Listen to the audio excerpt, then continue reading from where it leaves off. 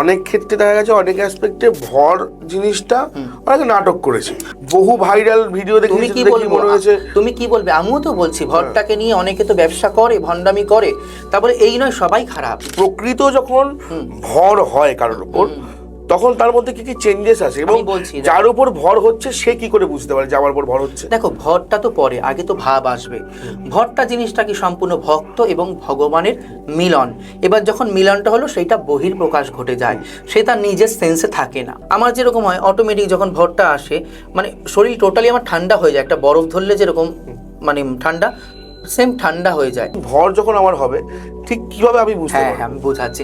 দেখো, যখন ঠান্ডা নর্মালি লাগে, সিজন চেঞ্জ হয়, প্রথমে কি হালকা হালকা গলা ব্যথা হয়, হতে হতে হতে আমরা প্রথমে গুরুত্ব দিই না। যখন তুমি রাতে ঘুমাও, ধরুন একটা নর্মালি বোঝাচ্ছি, ফোন ঘাটছো, এই করছো সেই করতে করতে করতে করতে করতে একটা টাইমে তো গভীর ঘুম, আর কোনো হুঁশ নেই তোমার। কিন্তু আমাদের শরীর থেকে কি নিজের যে প্রাণটা, মানে আমি যে সত্তাটা, এটাও কি টোটালি বেরিয়ে যায়?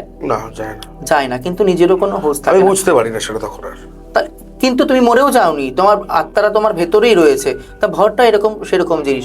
বাট সেই টাইমে নিজের কোনো হুঁশ থাকে না, অন্য কেউ একটা শক্তি এসে তোমাকে কন্ট্রোল করে নেবে।